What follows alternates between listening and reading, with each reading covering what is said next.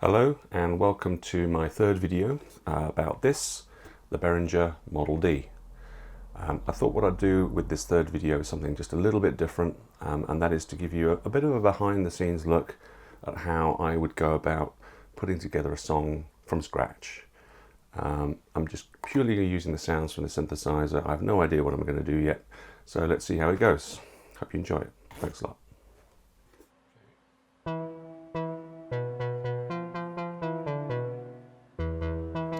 Okay, so the first thing I'm going to do is to try and find the sort of core central sequence to the song. It's not a melody, but it's going to be a sequence that's there consistently throughout the whole song, and it's going to be central to it, a bit like a drum track would be to a more traditional song. So I'm looking for both a sequence and a sound that will be that central track.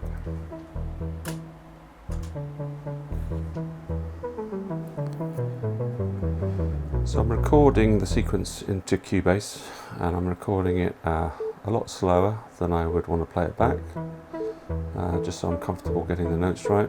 But even then I will quantize it and then just set it up as a repeating sequence, so then I can listen to the sounds from the Behringer and decide exactly what sound I want to go with this sequence.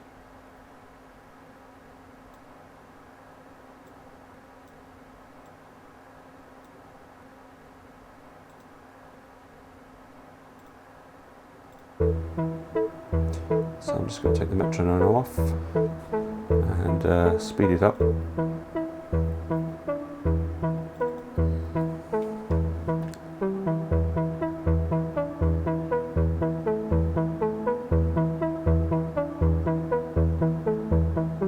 I'm very keen on this sort of soft, brassy sound, with just a little bit of a soft attack.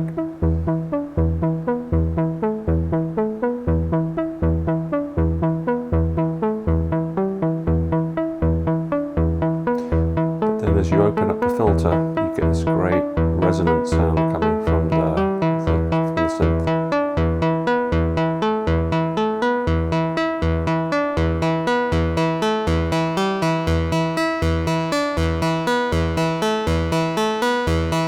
The volume increases quite considerably, so I'm going to need to use some automation in Cubase to keep the levels fairly consistent.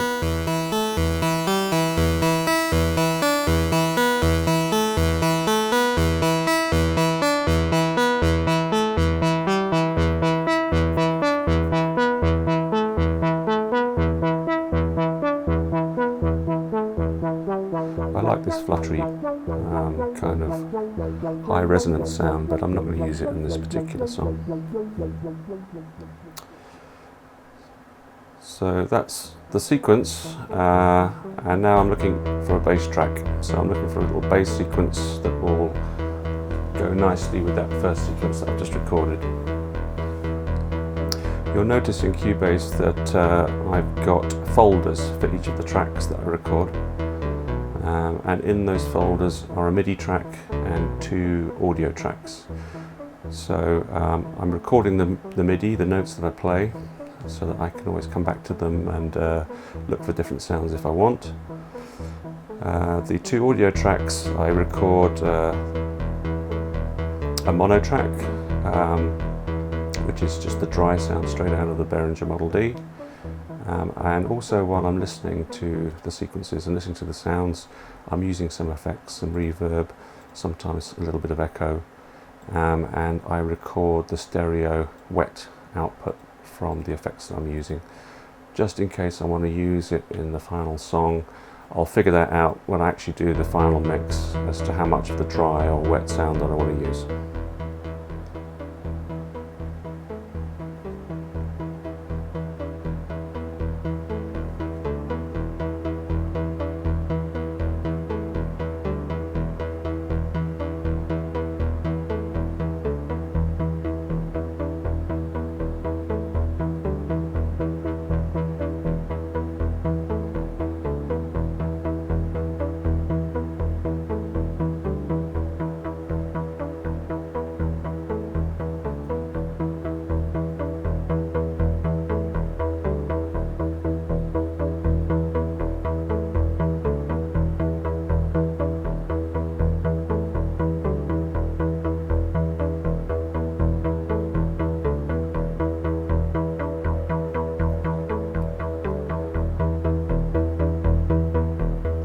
I'm just figuring out whether I actually want to sweep the resonance on the bass track in real time when I record as well.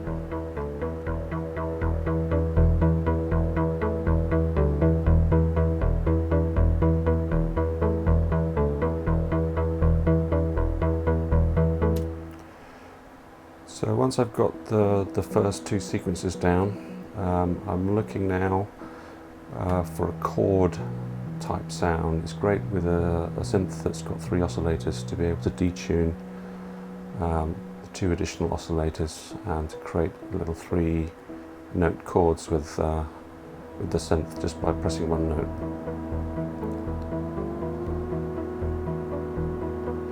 My original idea is to play some chords, some sort of pad sounds, but actually I get a bit carried away and I'm going to end up doing a sequence with this particular sound.